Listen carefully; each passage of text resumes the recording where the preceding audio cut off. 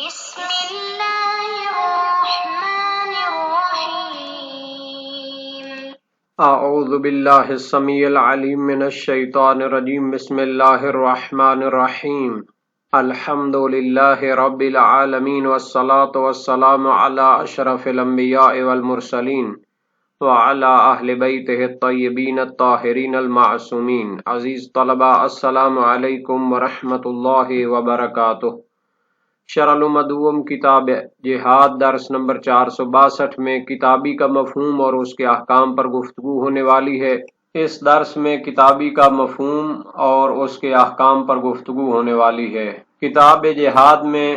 جہاد کے متعلقہ مسائل اور فروعات پر گفتگو ہو رہی ہے۔ کتابی کا مفہوم اور اس کے احکام اس درس میں زیر بحث آنے والے ہیں۔ کتابی کی تعریف اور اس کی قیود کے فوائد، کتابی کے احکام اور نبی اکرم کی سیرت سے استشہاد، متعلقہ مسائل اور فروعات بیان ہوں گے، روایات اور احادیث کا تذکرہ ہوگا،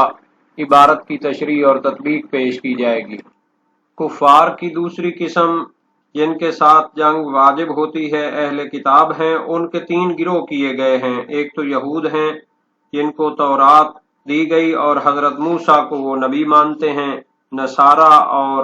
عیسائی کے انجیل ان کی کتاب ہے آسمانی، اور حضرت عیسیٰ مسیح کو نبی مانتے ہیں، جبکہ مجوسی یا زرتشتی ان کے بارے میں بھی کہا جاتا ہے کہ ان کا بھی کوئی نبی تھا۔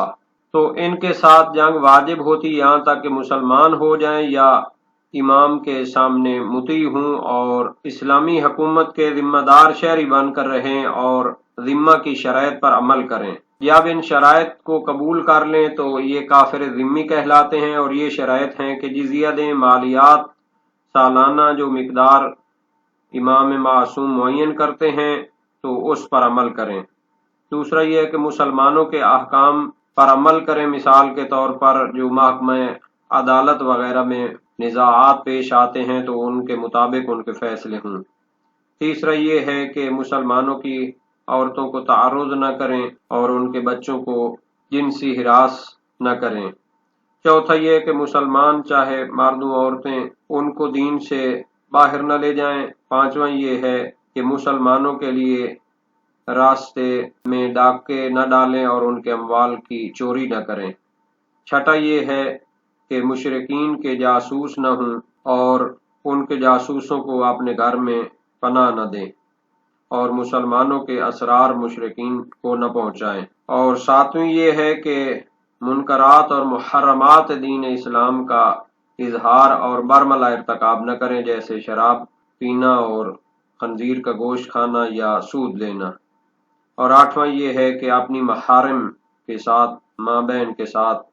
اسلامی شہروں میں شادی نہ کریں۔ جب ان شرائط کو قبول کرتے ہیں تو ان کے ساتھ جنگ نہیں ہوگی اور ان کی جان و مال اور ناموس حکومت اسلامی کی پناہ میں محفوظ ہوگی اور وہ رعیت شمار ہوں گے۔ عبارت کو دیکھتے ہیں۔ فرمایا وَيَجِبُ قِتَالُ هَذَا الْقِسْمِ حَتَّى يُسْلِمْ أَوْ يُقْتَلْ وَلَا يُقْبَلْ مِنْهُ غَيْرُهُ۔ یہ کافر حربی کے بحث کا تتمہ ہے کہ حربی سے جنگ واجب ہوتی ہے یہاں تک کہ وہ اسلام کو قبول کرے یا پھر میدان جنگ میں قتل ہو جائے اور اس سے کوئی دوسری بات قبول نہیں کی جاتی۔ جبکہ کافر کتابی جو ہوتا ہے وہ یہود و نصرانی اور مجوسی بھی اسی طرح ہیں، یعنی ان سے جنگ کی جاتی ہے حتیٰ کہ یسلم او یقتل، حتیٰ کہ وہ اسلام کو قبول کرے یا میدان جنگ میں قتل ہو، الا ان یلتزم بشرائط ذمت فیقبل منہ، مگر یہ کہ وہ شرائط ذمہ کو قبول کرے اور ان پر عمل کرنے اور پابندی کرنے کا عہد و پیمان کرے، فیقبل منہ، تو اس چیز کو اس سے قبول کیا جائے گا۔ وَهِيَ بَذْلُ الْجِزْيَةِ وَالْتِزَامُ أَحْكَامِنَا وَتَرْكُ التَّعَرُّضِ لِلْمُسْلِمَاتِ بِالنِّكَاحِ وَفِي حُكْمِهِنَّ الصِّبْيَانُ وَلِلْمُسْلِمِينَ مُطْلَقًا ذُكُورًا وَإِنَاثًا بِالْفِتْنَةِ عَنْ دِينِهِمْ وَقَطْعِ الطَّرِيقِ عَلَيْهِمْ۔ اور یہ جو شرائط ذمہ ہیں، جزیہ دینا ہے جو کہ معینہ مقدار ہوتی ہے ٹیکس کے طور پر، وَالْتِزَامُ أَحْكَامِنَا، اور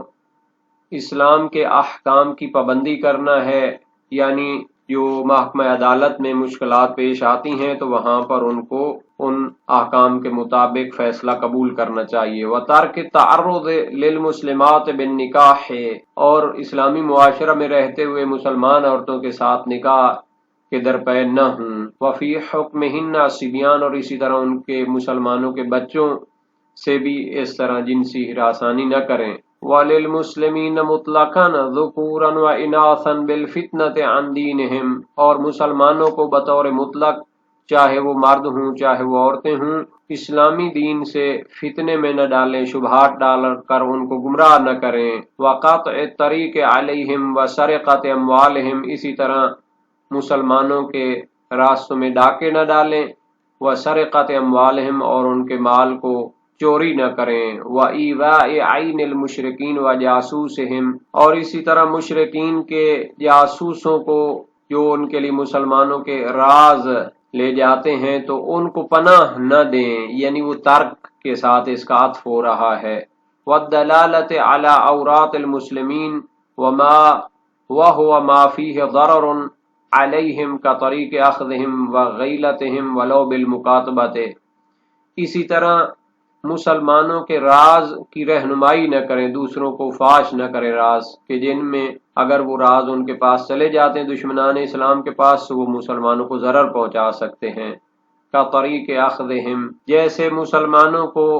پکڑ کر ان کو سپرد کریں یا مسلمانوں کو غافل گیر کریں اور ان کو دھوکہ دیں، ولو بالمکاتبۃ، یا تحریری شکل میں ہی ان کو مسلمانوں کے راز بتائیں تو یہ ذمہ کے خلاف ہوگا، ان کاموں سے انہیں اجتناب کرنا چاہیے۔ وَإِظْهَارِ الْمُنْكَرَاتِ فِي شَرِيعَةِ الْإِسْلَامِ كَأَكْلِ لَحْمِ الْخِنْزِيرِ وَشُرْبِ الْخَمْرِ وَأَكْلِ الرِّبَا وَنِكَاحِ الْمَحَارِمِ فِي دَارِ الْإِسْلَامِ، اسی طرح ان کو ترک کرنا چاہیے شریعت اسلامی میں جو منکرات اور محرمات ہیں ان کو برملا ارتکاب نہ کریں، جیسا کہ خنزیر کا گوشت کھانا، شراب خوری کرنا یا سود لینا یا اپنی محرمات کے ساتھ نکاح کرنا، ماں بہن کے ساتھ نکاح کرنا۔ اگر ان کے ہاں ایسا جائز ہو تو بھی اس کو دار اسلام میں برملا اظہار نہیں کر سکتے، بلکہ اپنی حدود کے چار دیواری کے اندر اس طرح کر سکتے ہیں۔ وَالْأَوَّلَانِ لَا بُدَّ مِنْهُمَا فِي عَقْدِ ذِمَّةٍ وَيَخْرُجُونَ بِمُخَالَفَتِهِمَا عَنْهَا مُطْلَقًا، تو یہ جو 8 شرائط ذمہ بیان کی گئی ہیں ان میں سے پہلے 2 تو لازمی ہیں، یعنی ذمہ کا جو قرارداد لکھی جائے گی اس کے اندر ان کو ذکر کیا جاتا ہے، اور اگر وہ ان 2 کی مخالفت کرتے ہیں تو وہ ذمہ سے خارج ہو جاتے ہیں بطور مطلق۔ گویا کہ پہلی 2 وہ شرط رکن کی مانند ہیں، اگر ان کی مخالفت کریں یا عمل نہ کریں تو وہ ذمہ سے خارج ہو جائیں گے اور حربی شمار ہوں گے۔ مطلقاً سے مراد یہ ہے چاہے اس کو عقد ذمہ میں لکھا گیا ہو، ذکر کیا گیا ہو یا شرط نہ کیا گیا ہو۔ اما باقی الشروط فظاہر العبارت انہا کذالک وبہ صرح فی الدروس وقیل لا یخرجون بمخالفتها الا مع اشتراطها علیہم وهو الاظہر۔ پہلی 2 شرائط کے علاوہ جو باقی شرائط ہیں تو عبارت لمعہ سے ظاہر ہوتا ہے کہ وہ بھی اسی طرح یعنی لازمی ہیں، اگر ان کی مخالفت کرتے ہیں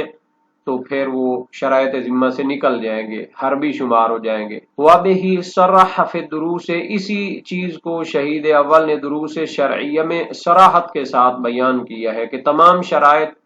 کی پابندی ضروری ہوتی ہے، شرط تب ہی ہے جب اس کی پابندی ضروری ہو۔ وقیلا، جبکہ دوسرا نظریہ یہ ہے کہ لا یخرجون بمخالفتها، باقی شرائط کی مخالفت سے وہ شرائط ذمہ سے خارج نہیں ہوتے،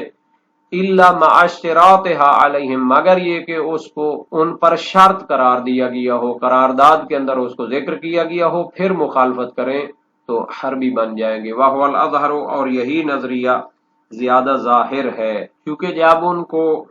قرارداد کے اندر شرط کے طور پر ذکر کیا گیا ہے تو جب شرط منتفی ہوگی تو مشروط یعنی ان کا ذمہ ہونا بھی منتفی ہو جائے گا، لیکن اگر شرط نہ کیا گیا ہو تو اصل یہی ہے کہ ان کا جان و مال محفوظ ہے یہاں تک کہ ذمہ سے خارج ہونے کی قطعی دلیل آ جائے، وہ پہلی 2 شرطوں کا مخالفت کرنا ہے۔ کفار کتابی میں یہودی، نصرانی اور مجوسی کو شامل کیا گیا ہے چونکہ ان کی آسمانی کتابیں تھیں۔ یہود و نصارہ تو اہل کتاب شمار ہوتے ہیں بالاتفاق۔ مجوسیوں کے بارے میں اکثر کتب فقیہ میں تعبیر ہے کہ ان میں شبہ کتابی ہونا پایا جاتا ہے۔ اس سے سمجھا جاتا ہے کہ ان کے پاس جو کتاب ہے معلوم نہیں ہے کہ یہ اصلی کتاب ہے، اور ان کے بارے میں روایات وغیرہ سے بھی استفادہ کیا جاتا ہے کہ انہوں نے اپنے پیغمبر کو قتل کیا اور ان کی کتاب کو جلا دیا، اور وہ 12,000 چمڑے گائے کے اس کے اوپر لکھی گئی تھی۔ اور چونکہ مجوسیوں کے پاس ایسے صحیفے ہیں کہ وہ دعویٰ کرتے ہیں کہ یہ اصلی کتاب ہے، تو شبہ ہے کہ یہ بھی اہل کتاب ہوں، اور نبی اکرم صلی اللہ علیہ وسلم سے روایت کی گئی ہے کہ ان کے ساتھ اہل کتاب کی طرح معاملہ کیا جائے۔ احتجاج طبرسی میں تفصیل کے ساتھ مجوسیوں کے بارے میں نقل ہے کہ ایک زندیق نے امام صادق علیہ السلام سے مجوسیوں کے بارے میں سوال کیا کہ ان کے پیغمبر تھے یا نہیں تھے، کیونکہ میں نے ان کے پاس محکم کتابیں اور فصیح و بلیغ قسم کے موعظے اور ثواب و عذاب کا اقرار پایا ہے۔ تو امام صادق علیہ السلام نے اس کے جواب میں یہ آیت تلاوت فرمائی، ما من امت الا خلا فیہا نذیر، کہ کوئی امت نہیں ہے مگر اس میں پیغمبر ڈرانے والا خدا کی طرف سے گزرا ہے۔ تو یہ طولانی روایت ہے جو کہ احتجاج طبرسی اردو زبان میں بھی ترجمہ ہو چکی ہے، اور اسی طرح علامہ مجلسی نے بہار الانوار جلد 10 صفحہ 189 اور جلد 14 صفحہ 461 اور جلد 81 صفحہ 8 پہ اس کو نقل کیا ہے۔ یہاں تک کفار حربی کے ساتھ جنگ کرنے کا تعلق ہے، حتیٰ کہ وہ مسلمان ہو جائیں، تو یہ قرآن مجید کی آیت ہے،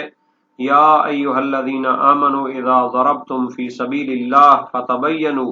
ولا تقولوا لمن القى الیکم السلام لست مؤمنا تبتغون عرض الحیاۃ الدنیا فعند اللہ مغانم کثیرہ کذلک کنتم من قبل فمن اللہ علیکم فتبینوا ان اللہ کان بما تعملون خبیرا۔ علامہ سید علی نقی نقن کا جو ترجمہ قرآن ہے افکار اسلامی سے شائع ہوا ہے، صفحہ 207 میں ترجمہ فرمایا، اے ایمان لانے والو، جب اللہ کی راہ میں جہاد کے لیے نکلو تو جانچ پڑتال کر لیا کرو، اور اس سے جو تمہیں سلام کرے یہ نہ کہو کہ تم مسلمان نہیں، تم دنیوی زندگی کی دولت چاہتے ہو تو اللہ کے یہاں بڑے فائدے ہیں، ایسے ہی تو تم خود پہلے تھے، اس کے بعد اللہ نے تم پر احسان کیا، لہذا جانچ پڑتال کر لیا کرو، یقیناً اللہ اس سے جو تم کرتے ہو باخبر ہے۔ تفسیر علی بن ابراہیم قمی جو کہ علامہ کلینی کے استاد بھی تھے، اور یہ اردو زبان میں ترجمہ ہو چکی ہے، مصباح القرآن سے شائع ہوئی ہے، اس میں ایک طولانی روایت ہے جو کہ بہار جلد 21 صفحہ 11 حدیث ششم ہے۔ یہ آیت اس وقت نازل ہوئی جب نبی اکرم غزوہ خیبر سے لوٹے اور اسامہ بن زید کو بعض یہودیوں کے علاقے میں بھیجا جو فدق کی طرف تھے تاکہ ان کو اسلام کی دعوت دے، اور یہودی ایک شخص تھا مرداس بن نہیک فدقی، تو جب اس نے نبی اکرم کے لشکر کا احساس کیا تو اس نے اپنے اہل و عیال کو جمع کیا اور ایک طرف پہاڑ کے چلا گیا اور اشہد ان لا الہ الا اللہ وان محمد رسول اللہ کہنا شروع کیا، تو اسامہ بن زید اس کے پاس سے گزرے تو اس کو نیزہ مارا اور قتل کر دی۔ جب نبی اکرم کے پاس لوٹے اور خبر دی تو نبی اکرم نے فرمایا آپ نے شہادتین کا اقرار کرنے والا شخص قتل کیا ہے، تو وہ کہنے لگے اے رسول خدا انما قالها تعوذا من القاتل، وہ تو ڈر کی وجہ سے کہہ رہا تھا کہیں قتل نہ ہو جائے۔ نبی اکرم نے فرمایا اشققت الغطاء عن قلبہ، کیا تو نے اس کا دل چیر کے دیکھا تھا؟ اس نے جب زبان سے اقرار کیا تھا تو یہی کافی ہونا چاہیے تھا۔ اور یہ روایت تمام فریقین کی کتابوں میں مختلف الفاظ کے ساتھ منقول ہے، اور اسلام کا معیار اسی طرح قرار دیا ہے کہ جو ظاہری طور پر سلام دیتا ہے اور شہادتین کا اقرار کرتا ہے وہ کافی ہے۔ یہاں تک شرائط ذمہ کا تعلق ہے تو جزیہ کے بارے میں کوئی اختلاف نہیں، قرآن کی آیت ہے حتی یعطوا الجزیہ عن ید، سورہ توبہ 29، اور حفص بن غیاث کی روایت بھی امام صادق علیہ السلام سے وسائل الشیعہ باب 18 باب جہاد العدو میں ہے۔ اور دوسرا وہ امان کے منافی کام نہ کریں، جیسے کہ مسلمانوں سے جنگ کرنا یا مشرکین کی امداد کرنا، اس میں بھی کوئی اختلاف نہیں، کیونکہ امان کا تقاضا یہی ہے کہ وہ شرائط ذمہ پر عمل کریں اور بدعادی نہ کریں، اس لیے بہت سے فقہاء نے اس کو ذکر نہیں کیا۔ اور اسی طرح وہ مسلمانوں کو اذیت نہ پہنچائے، تیسری شرط ہے جیسے زنا کرنا یا جنسی زیادتی کا نشانہ بنانا بچوں کو اور اموال کو چوری کرنا یا مشرکین کے جاسوسوں کو پناہ دینا، جب ایسا کریں تو پھر انہوں نے بدعہدی کی ہے۔ بعض کا نظریہ ہے کہ ایسا کرے تو اس کا عہد ختم ہو جائے گا۔ صاحب جواہر نے فرمایا لیس فی شیء من ھذہ الادلہ اعتبار ذلک فی عقد ذمہ بل مقتضی الاطلاق خلافہ، یعنی جب شرط ذمہ مطلق ہو تو پھر اس میں بحث ہو سکتی ہے، جب اس کو ذکر کیا گیا ہو تو پھر اس پر عمل کرنا ضروری ہے۔ بہرحال کوئی اگر ایسا جرم کرتے ہیں کہ جس کی کوئی حد وغیرہ تعزیر ہو سکتی ہے تو وہ ان کو کیا جائے گا، لیکن اگر شدید قسم کا جرم ہو جیسے نبی اکرم کو گالی دینا تو پھر ان کو قاتل کیا جائے گا، اس میں کوئی اختلاف نہیں ہے۔ کتاب الحدود میں اس کی دلیلیں پیش کی جاتی ہیں۔ چوتھی شرط ہے کہ منکرات کا اعلانیہ ارتکاب نہ کریں، جیسے شراب پینا، زنا کرنا، خنزیر کھانا یا محرمات سے نکاح کرنا، اگرچہ عہد ذمہ میں اس کو شرط نہ کیا گیا ہو، اگر ایسا کریں تو عہد ذمہ ختم ہو جاتا ہے۔ صحیح زرارہ امام صادق علیہ السلام سے رسول اکرم صلی اللہ علیہ وسلم نے اہل جزیہ سے جزیہ قبول کیا اس بنا پر کہ سود نہ کھائیں، خنزیر کا گوشت نہ کھائیں اور ماں بہن سے شادی نہ کریں۔ جو ایسا کرے تو اس سے اللہ اور رسول کا ذمہ بری ہے۔ وسائل الشیعہ باب 48 ابواب و جہاد العدو میں ہے۔ اس سے سمجھا جاتا ہے کہ شیخ طوسی نے جو مبسوط اور خلاف میں فرمایا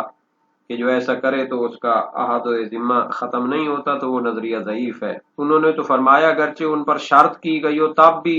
ان کی مخالفت کرنے سے عہد ذمہ ختم نہیں ہوتا، بلکہ ان پر شریعت اسلام کے مطابق حادیہ تعزیر جاری کی جائے، اور اسی سے اس نظریے کا ضعیف ہونا بھی سمجھا جاتا ہے جو علامہ ہلی نے تحریر الاحکام، تذکرۃ الفقہاء اور منتہی المطلب میں تفصیل دی ہے کہ اگر شرط کیا گیا ہو پھر وہ اس کی مخالفت کریں تو عہد ذمہ ختم ہوتا ہے، اگر شرط نہ کیا گیا ہو تو پھر عہد ذمہ ختم نہیں ہوتا۔ اور پانچویں شرط ہے کہ وہ مزید کنیسے اور مزید اپنے جو عبادت خانے ہیں وہ اضافہ نہ کریں، اور غنیت النزوع ابن زورہ سے ہے کہ ایسا کریں تو پھر ان کا ناقض عہد لازم آتا ہے اگرچہ اس کی شرط نہ لگائی گئی ہو۔ اجماع کا دعویٰ کیا ہے، بہت سے علماء نے کہا ہے کہ عہد ذمہ ختم نہیں ہوتا مگر جب اس کی شرط قرار دی گئی ہو، ورنہ اگر اطلاق ہو، اصل ہو، تو پھر اس کا جائز ہونا ثابت ہوتا ہے۔ جو چیزیں ان کی شریعت میں جائز ہیں وہ اپنے لیے کر سکتے ہیں۔ چھٹا یہ ہے کہ ان پر مسلمانوں کے احکام جاری ہوں گے، یعنی کہ ان کو مسلمانوں کے ساتھ جب عدالت میں پیش ہونا ہو تو پھر حق ادا کرنا یا ترک حرام کرنا، تو اس میں انہیں مسلمانوں کے فیصلے قبول کرنے ہیں، اس میں کوئی اختلاف نہیں، جیسا کہ منتہی المطلب فی تحقیق المذہب میں ہے۔ اکثر نے اس کی صراحت کی ہے جیسا کہ جواہر الکلام میں ہے۔ اگر اس کو نہ مانے تو ناقض عہد لازم آتا ہے اگرچہ کہ شرط نہ کیا گیا ہو، اور اس کو بطور مطلق ماننا بھی مشکل ہے چونکہ اس کی کوئی دلیل نہیں ہے۔ ہاں، ان پر شرط کرنی چاہیے کہ جس سے اسلام